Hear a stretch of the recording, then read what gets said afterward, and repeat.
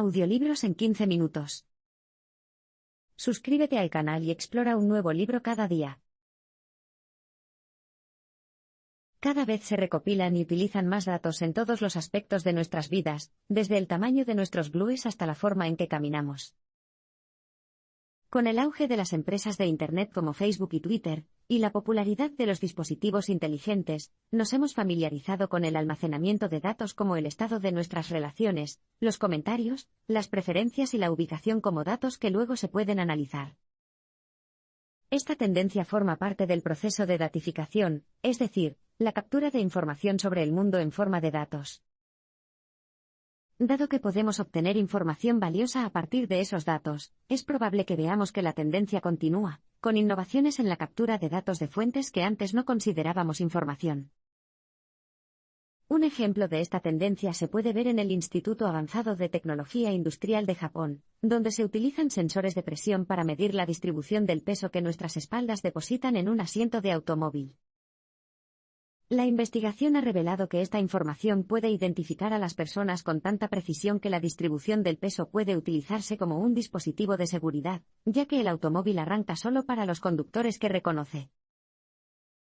Otras empresas también se han dado cuenta del potencial de la datificación. Apple solicitó una patente en 2009 para medir pasivamente la oxigenación de la sangre, la frecuencia cardíaca y la temperatura corporal de los usuarios a través de los auriculares de la empresa.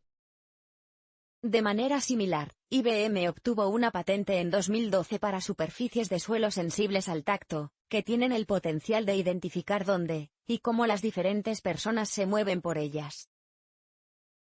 Como muestran estos ejemplos, los investigadores ya están aprovechando fuentes de información que antes no considerábamos datos. Su objetivo es descubrir información valiosa sobre las formas en que interactuamos y nos comportamos, con el objetivo de crear nuevos productos innovadores. Cada vez se recopilan y utilizan más datos en todos los aspectos de nuestras vidas, desde el tamaño de nuestros blues hasta la forma en que caminamos. Los macrodatos facilitan la predicción de la conducta delictiva, pero nunca debemos juzgar a alguien antes de que haya cometido realmente un delito.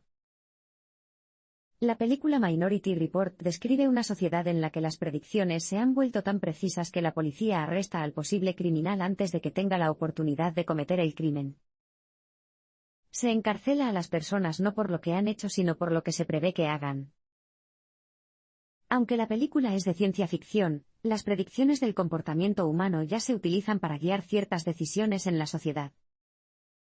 Por ejemplo, las juntas de libertad condicional de más de la mitad de los estados de EU utilizan predicciones basadas en el análisis de datos sobre las probabilidades de que un preso reincida a la hora de decidir su destino. El Departamento de Policía de los Estados Unidos recurre cada vez más a la vigilancia predictiva para asignar los escasos recursos. Utilizan la elaboración de perfiles, seleccionan a personas, grupos y barrios para un escrutinio adicional, en función de características que se consideran predictoras de la delincuencia, por ejemplo, la pobreza, el desempleo y el consumo de drogas. En la seguridad nacional se emplean en gran medida medidas de elaboración de perfiles similares. Sin embargo, si se usan indebidamente, estos métodos pueden generar problemas de discriminación y de culpabilidad por asociación. ¿Cómo se sentiría si lo arrestaran por sospecha de terrorismo basándose únicamente en su origen étnico, conocidos y antecedentes? Si bien el nivel de detalle adicional disponible a través de los macrodatos puede permitirnos minimizar estos problemas dirigiéndonos a individuos en lugar de a grupos, esta tendencia de creación de perfiles es peligrosa. Seguir esta tendencia hasta su conclusión natural nos lleva a un mundo en el que negamos a las personas su libre albedrío, en el que se detiene a los sospechosos, se niega el tratamiento a los pacientes o se despide a los empleados, por lo que se prevé que harán, no por lo que han hecho. Ya hemos tomado medidas provisionales para utilizar las predicciones para informar las decisiones en el ámbito de la ley y el orden. Si llevamos esta tendencia al extremo, negamos a las personas la posibilidad de elegir moralmente, algo de lo que debemos protegernos. Los macrodatos facilitan la predicción de la conducta delictiva, pero nunca debemos juzgar a alguien antes de que haya cometido realmente un delito. Centrarse demasiado en los datos puede ser peligroso, podemos estar midiendo algo incorrecto, incentivando el comportamiento incorrecto o confiando en datos inexactos. A medida que se ha desarrollado nuestra capacidad de recopilar y analizar datos, hemos intentado utilizar cada vez más los datos para mejorar muchos aspectos de la vida. Sin embargo, esta habilidad tiene ciertos inconvenientes potenciales. En primer lugar, cuantificar la vida puede llevarnos a medir algo que realmente no captura la información que pretendíamos obtener. Considere la introducción de pruebas estandarizadas en la educación. ¿Los puntajes de los exámenes estandarizados de un estudiante reflejan realmente la variedad de cualidades que esperamos que brinde la educación? En segundo lugar, el uso indebido de los datos puede llevarnos a incentivar un comportamiento que nunca tuvimos la intención de hacer. Las pruebas estandarizadas también demuestran este efecto, ya que su importancia ha hecho que los profesores y los estudiantes se centren en mejorar los puntajes de los exámenes, y no en la calidad general de la educación. Por último, basarnos demasiado en los datos puede resultar problemático porque corremos el riesgo de permitir que datos sesgados o poco fiables determinen nuestras acciones. Pensemos en la experiencia de Robert McNamara, quien se convirtió en secretario de Defensa de los Estados Unidos durante la escalada de la Guerra de Vietnam. Se obsesionó por completo con medir el número de muertos enemigos como indicador del progreso, y configuró la estrategia militar en función de ello, una decisión que más tarde lo perseguiría. Los datos pueden ser difíciles de verificar en las caóticas condiciones de la guerra, y más tarde quedó claro que los oficiales habían informado de cifras poco fiables. Irónicamente, lo habían hecho para impresionar a superiores como McNamara. Con la riqueza de detalles y perspectivas que ofrecen los macrodatos, existe el riesgo de que perdamos la perspectiva, y nos obsesionemos tanto con los datos que no reconozcamos sus limitaciones ni verifiquemos su calidad, lo que permitiría que los datos nos gobiernen de manera que generen más daño que beneficio. Centrarse demasiado en los datos puede ser peligroso, podemos estar midiendo algo incorrecto, incentivando el comportamiento incorrecto o confiando en datos inexactos. Los macrodatos nos liberan de las limitaciones de utilizar pequeñas muestras de datos para representar poblaciones enteras. Antes de la era tecnológica actual de Internet y la informática, la información era mucho más difícil de recopilar y registrar. En consecuencia, solo podríamos recopilar cantidades muy limitadas de información, y luego tratar de interpretarlas lo mejor que pudiéramos. Por ejemplo, supongamos que desea realizar una encuesta telefónica a los votantes para una próxima elección local. Evidentemente, sería imposible contactar con toda la población, por lo que se llama a unos cientos de personas, y se supone que sus respuestas reflejan las opiniones de toda la población. Este enfoque se denomina muestreo, se toma una muestra de todos los datos, y se espera que sea representativa del conjunto. Pero, ¿qué pasaría si un periodista se le acercara después de haber realizado la encuesta, y le pidiera que predijera los votos de un segmento específico de la población, por ejemplo, los funcionarios públicos? Al examinar sus datos, descubre que solo ha encuestado a 10 de esas personas y, por lo tanto, no puede hacer predicciones muy confiables. Luego se le pregunta acerca de un subgrupo aún más específico, por ejemplo, los funcionarios públicos menores de 30 años. Esta vez solo ha consultado a una de esas personas y, por lo tanto, no puede hacer ninguna predicción.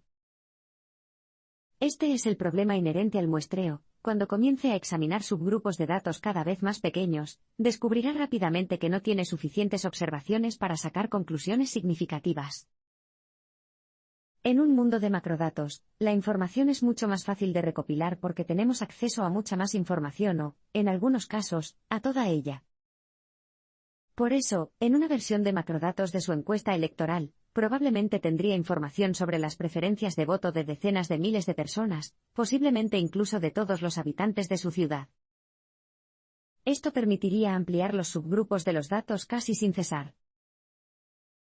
Los macrodatos nos liberan de las limitaciones de utilizar pequeñas muestras de datos para representar poblaciones enteras. Los conjuntos vastos de datos más complicados pueden ser más útiles que los más pequeños y precisos. Al intentar desarrollar un programa de traducción de idiomas en la década de 1980, los ingenieros de IBM tuvieron una idea novedosa. Decidieron prescindir del método estándar de usar reglas gramaticales y diccionarios y, en cambio, permitieron que el ordenador se basara en probabilidades estadísticas para calcular qué palabra o frase se necesitaba, basándose en muestras del texto traducido que le habían introducido. Los ingenieros de IBM decidieron utilizar una muestra grande pero limitada de datos de alta calidad, utilizando 3 millones de pares de frases de traducciones oficiales de documentos parlamentarios canadienses. A pesar de los prometedores resultados iniciales, el proyecto fracasó. Si bien el sistema podía proporcionar traducciones fiables para las palabras y frases utilizadas con más frecuencia, lo era menos para las que aparecen con poca frecuencia. El sistema falló, a pesar de la calidad de los datos. El problema era la cantidad, simplemente no había suficiente. Cuando solo tenemos una pequeña proporción de los datos, las imprecisiones pueden ser un gran problema, especialmente cuando queremos analizar los resultados que se producen con poca frecuencia. Sin embargo, a medida que pasamos a tener proporciones de datos significativamente más altas, las imprecisiones tienen un efecto mucho menor en los resultados. Menos de una década después del intento fallido de IBM, Google decidió abordar el tema de la traducción con un enfoque ligeramente diferente. Decidieron utilizar un conjunto de datos mucho mayor y de calidad cuestionable, toda la Internet global. Su sistema recorría la web y utilizaba cualquier traducción que pudiera encontrar, lo que equivalía a miles de millones de páginas de texto. A pesar de la dudosa calidad de la entrada, el enorme volumen de datos hizo que las traducciones del sistema fueran más precisas que las de cualquier otro sistema rival. El tamaño de los conjuntos de datos que podemos tener con los macrodatos nos permite ser más tolerantes en términos de imprecisiones en los datos. Tener una proporción tan grande de los datos disponibles minimiza el efecto de cualquier imprecisión. Los conjuntos vastos de datos más complicados pueden ser más útiles que los más pequeños y precisos. Los macrodatos no nos dicen por qué dos cosas están relacionadas, simplemente si lo están, pero incluso esto suele ser suficiente. A la hora de comprar un coche usado, ¿qué criterios tienes en cuenta para asegurarte de no acabar comprando un chatarra? Puede considerar factores como la edad, el kilometraje, el país de origen y la marca y el modelo. Todos estos criterios parecen bastante lógicos. Pero, ¿tendrías en cuenta el color de la pintura del coche? En 2012, a los participantes de un concurso de análisis de datos se les encomendó una tarea similar, y su análisis de correlación reveló un hallazgo sorprendente. Los coches pintados de naranja tenían la mitad de probabilidades de presentar defectos que un automóvil promedio. No cabe duda de que se está preguntando por qué sería así. Sentir curiosidad por las razones detrás de una relación, y desarrollar teorías para explicarla es la naturaleza humana. Sin embargo, una de las implicaciones de los macrodatos es que no necesitamos desarrollar nuestras propias teorías sobre la causa y el efecto y luego probarlas. Los análisis automáticos de todos los datos pueden ofrecer correlaciones que ni siquiera pensamos buscar. En el ejemplo del automóvil usado, las causas de la relación pueden permanecer invisibles para nosotros, pero permitir que los datos hablen por sí solos puede, al menos, generar correlaciones. Y encontrar tales correlaciones ya se puede utilizar en la práctica. Considere la posibilidad de realizar una investigación de IBM y la Universidad de Ontario para ayudar a los médicos a tomar mejores decisiones a la hora de cuidar a los bebés prematuros. Al analizar los datos sobre los signos vitales de los bebés, esperaban identificar cambios sutiles que pudieran indicar el inicio de la infección incluso antes de que los síntomas se hicieran visibles. Contrariamente a la intuición, el estudio reveló que los signos vitales de los bebés se estabilizaron mucho antes de que se produjera una infección grave, una especie de calma antes de la tormenta. Antes de la investigación, los médicos no se preocupaban por la estabilidad de los signos vitales, pero con este hallazgo ahora pueden ofrecer un mejor tratamiento cuando más lo necesitan. Los macrodatos no nos dicen por qué dos cosas están relacionadas, simplemente si lo están, pero incluso esto suele ser suficiente. Si bien los datos generalmente se recopilan para un propósito específico, a menudo hay aplicaciones secundarias que tienen un valor aún mayor. Cuando las empresas recopilan datos, por lo general tienen un propósito específico en mente, las tiendas recopilan datos de ventas para su contabilidad financiera, las fábricas supervisan su producción para controlar la productividad, y los sitios web rastrean los movimientos del ratón sobre sus páginas para optimizar la experiencia de usuario de sus clientes. Pensemos también en el sistema de pago interbancario SWIFT, que recopila datos sobre los miles de millones de transacciones financieras que procesa en todo el mundo para proporcionar registros precisos de los clientes. Sin embargo, cada vez más, las empresas encuentran usos secundarios para los datos que han recopilado, que a veces son incluso más valiosos que el uso original. Por ejemplo, SWIFT descubrió que sus datos de pago se correlacionan bien con la actividad económica mundial. Como resultado, la compañía ahora ofrece pronósticos del PIB altamente precisos derivados de sus datos de transacciones. Los antiguos términos de búsqueda en Internet de las personas son otro gran ejemplo de cómo los datos pueden encontrar usos secundarios. A primera vista, la información parece poco útil una vez que ha cumplido su función principal, devolver los resultados de búsqueda al usuario, pero empresas como Experian permiten a los clientes extraer estos datos para conocer los gustos de sus clientes potenciales y las tendencias del mercado, una auténtica mina de oro para cualquier empresa minorista. Del mismo modo, las compañías de telefonía móvil recopilan datos de ubicación en tiempo real de sus usuarios como parte del enrutamiento de las llamadas. Estos datos tienen numerosos usos potenciales, desde monitorear los flujos de tráfico hasta ofrecer publicidad personal basada en la ubicación. Esta tendencia no ha pasado desapercibida. Las empresas y los individuos expertos en macrodatos, conscientes del valor de dichos datos, ya están diseñando productos y sistemas para aprovechar los posibles usos secundarios de los datos que ellos y otros recopilan. Si bien los datos generalmente se recopilan para un propósito específico, a menudo hay aplicaciones secundarias que tienen un valor aún mayor. Cualquiera puede detectar nuevas oportunidades para crear valor a partir de los datos que lo rodean, solo necesita la mentalidad adecuada. Poseer grandes cantidades de datos no sirve de mucho si no sabes qué hacer con ellos. Del mismo modo, tener las habilidades y las herramientas para analizar datos es de poca utilidad si no posee ningún dato o no sabe dónde obtenerlo. Sin embargo, hay personas que no tienen ninguna de estas cosas, pero que aún así se las arreglan para encontrar un hueco en el mundo de los macrodatos. La clave del éxito de estas personas es tener una mentalidad basada en los macrodatos, la capacidad de reconocer dónde se pueden extraer los datos disponibles para obtener información de valor para muchas personas. Si bien es posible que las personas con esa mentalidad no tengan necesariamente habilidades de análisis de datos o datos, son expertas en detectar oportunidades y capitalizarlas antes que los demás. Una de esas personas es Bradford Cross. A mediados de sus 20 años, comenzó el sitio web Flickcaster con un grupo de amigos. Combinaron los datos disponibles públicamente sobre los tiempos de vuelo y los registros meteorológicos históricos para predecir los retrasos en los vuelos en los E. Sus predicciones se hicieron tan precisas que incluso los empleados de las aerolíneas empezaron a consultar su sitio web para comprobar sus propios vuelos programados. Decide.com es otra empresa creada a partir de estos principios.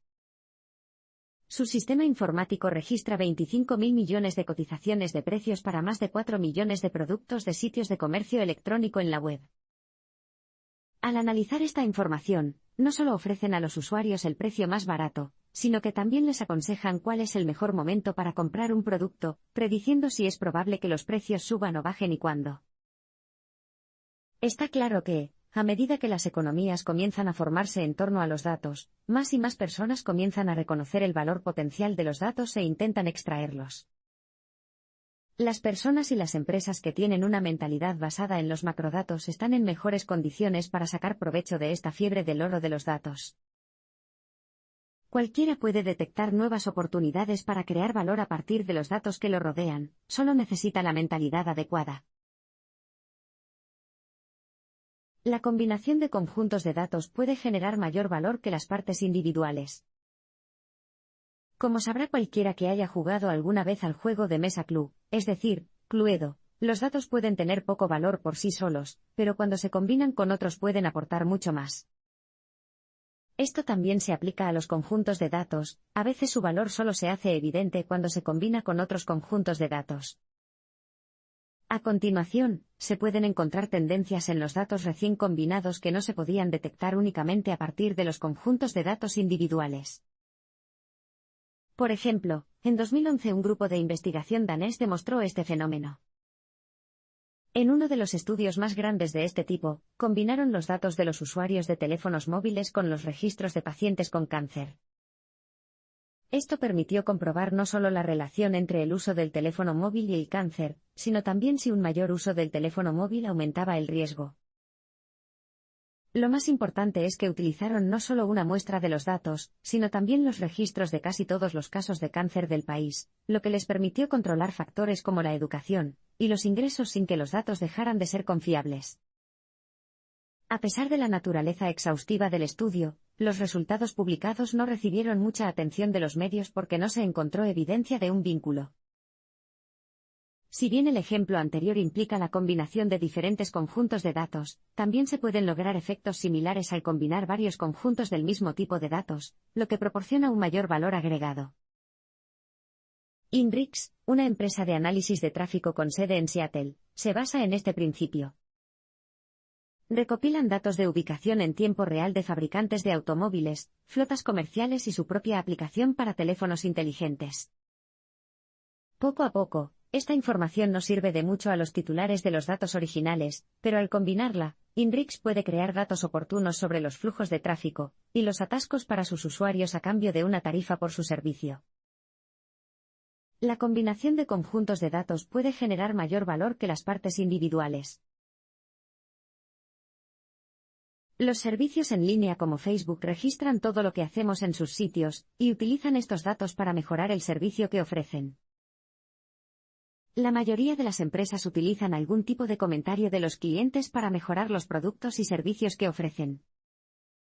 Sin embargo, tradicionalmente ha sido lento y difícil recopilar comentarios en volúmenes lo suficientemente grandes como para que sean significativos. En la era de los macrodatos e Internet, la información se puede recopilar al instante y con mucho menos esfuerzo que antes, a menudo incluso de forma completamente pasiva. Las empresas inteligentes ya están rastreando todo lo que hacemos en línea, incluyendo dónde movemos el ratón y cuánto tiempo pasamos el ratón sobre los artículos.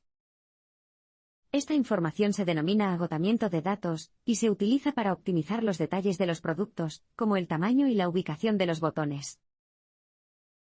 Google es el líder indiscutible en materia de reciclaje de datos, las consultas de búsqueda de los usuarios e incluso sus errores tipográficos se han utilizado para crear un corrector ortográfico y un sistema de autocumplimentación, que se utilizan en todos los servicios de Google. Cuanto más interactuamos con un sitio web, mayor será el rastro de agotamiento de datos que proporcionemos. Facebook utilizó su rica fuente de datos para descubrir que los usuarios tenían más probabilidades de publicar contenido o responder a las publicaciones si acababan de ver a un amigo hacerlo. Luego, se modificó el diseño para que las interacciones de los amigos fueran más visibles. Los juegos en línea también son un área en la que se puede poner en servicio este registro de datos. Los juegos en línea de Zynga se refinan en función de cómo los jueguen los usuarios. Si muchos jugadores se dan por vencidos en un momento determinado de la partida, Zynga ajusta el juego para mejorar la experiencia de los jugadores. Los ejemplos muestran que las empresas que han comprendido el arte de reciclar los datos de los usuarios, y los han implementado en sus sistemas pueden mejorar el servicio que ofrecen. Los servicios en línea como Facebook registran todo lo que hacemos en sus sitios, y utilizan estos datos para mejorar el servicio que ofrecen. Las leyes de privacidad y los métodos de anonimización actuales son ineficaces e ineficientes cuando se aplican a los macrodatos. Hoy en día, es difícil pasar una cantidad de tiempo en línea, sin que se le presente un acuerdo de usuario prolongado en algún momento. Pero, sea honesto, ¿realmente los lee antes de aceptar los términos? Las leyes de privacidad actuales exigen que se nos informe sobre qué información se recopila y con qué propósito, y que luego demos nuestro consentimiento, razón por la cual nos bombardean con este tipo de solicitudes. Si luego la empresa quiere compartir los datos que recopila, utiliza la anonimización, la eliminación de cualquier dato personal para preservar la privacidad de las personas, antes de publicar los datos. Si bien estos métodos han funcionado hasta cierto punto, la aceleración en la recopilación y el uso de datos ha hecho que se estén volviendo obsoletos rápidamente. En primer lugar, las leyes de privacidad impiden que las empresas realicen usos secundarios de los datos. Imagine que su empresa ha recopilado datos de usuarios y, posteriormente, descubre un nuevo y valioso uso de los mismos. Con el sistema actual, su empresa tendría que solicitar la aprobación de todos los usuarios antes de adoptar los datos para este nuevo propósito. Si bien la intención de la legislación es sensata, su aplicación en un mundo de macrodatos puede dificultar en gran medida los beneficios que podrían obtenerse. En segundo lugar, los grandes detalles de los macrodatos permiten volver a identificar a los usuarios a partir de datos anonimizados, lo que podría revelar información confidencial en el proceso. Por ejemplo, en 2006, AOL publicó una montaña de términos de búsqueda antiguos y anónimos con la esperanza de que los investigadores pudieran encontrar información interesante a partir de los datos. En cuestión de días, el New York Times identificó con éxito a una de las usuarias como Thelma Arnold, una viuda de 62 años de Lilburn, Georgia. Las herramientas actuales, ya sean legales o técnicas, ya están demostrando ser ineficaces y, a medida que avancemos en el camino de los macrodatos, pueden quedar obsoletas. Se deben considerar alternativas más adecuadas. Las leyes de privacidad y los métodos de anonimización actuales son ineficaces e ineficientes cuando se aplican a los macrodatos.